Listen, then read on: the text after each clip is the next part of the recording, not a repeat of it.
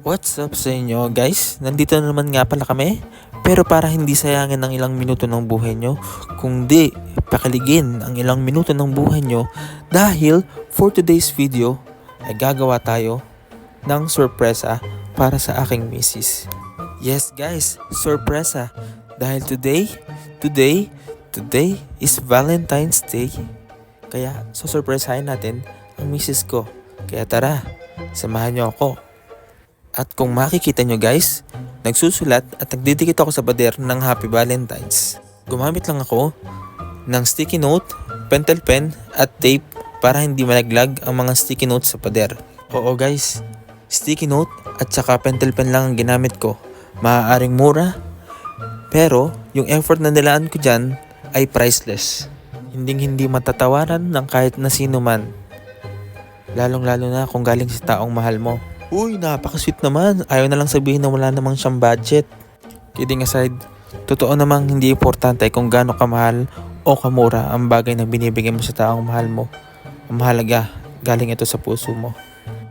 Kaya love, kung napapanood mo to ngayon, sana ma-appreciate mo ang munting sorpresa ko na inihanda ko para sa'yo. So yun guys, inihanda ko na nga ang pagkain namin habang inaantay ko ang aking misis na dumating dahil nasa trabaho pa siya.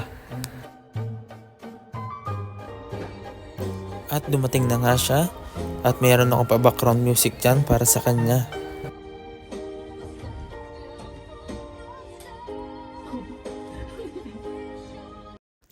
Sana love, napasaya kita sa munting sorpresang inihandog ko para sa iyo sa araw ng mga puso.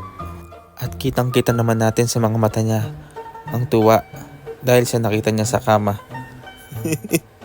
Sabi ko sa kanya, it's a prank. Prank lang yung love, di ba? It's a prank kasi ipapadala natin yung mamaya. Ganun. Yun, yung perang yun ipapadala namin mamaya. Ay, napadala na pala namin ngayon. Pang props lang yun. At pinicturean ko na nga pala dyan si Mrs. para may pang post siya ngayong Valentine's Day. At hindi siya masiro ngayong taon.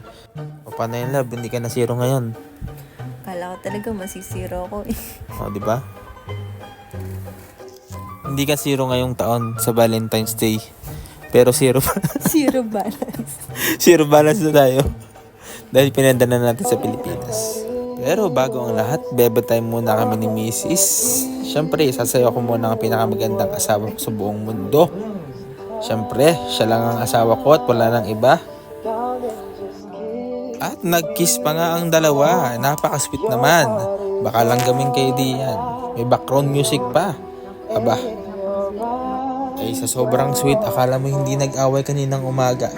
Ay napakasama nga ng loob kanina pagdating nakasimangot. Ay buti na lang talaga, may surprise ako. Napalitan ng saya ang mga lungkot sa kanyang mga mata. O diba, kitang-kita naman. Aba. At kung ang buwan ng Pebrero ay madaling holiday pay, syempre hindi magpapatalo ang misis ko. Dahil meron din siyang holiday pay ngayong February. Dahil nandyan ang Valentine's at birth month niya ngayong February. At maghahanda na naman ako sa birthday niya. At talaga namang sulit na sulit ni Mrs. ang buwan ng Pebrero. At pagkatapos nga namin magsayaw ay kumain na kami dahil gutom na daw si Mrs. At hindi siya nagbaon kanina kasi magkagalit kami, iniwan niya yung baon niya. Ayan, kung makikita nyo, nandyan yung Tupperware. Baon niya dapat siya. Pero iniwan niya dahil magkaaway kami. At pagkatapos nga namin kumain ay lumabas kami para ipadala yung perang ipinang surprise ko sa kanya. Hanggang dito na lang guys. Salamat sa panonood.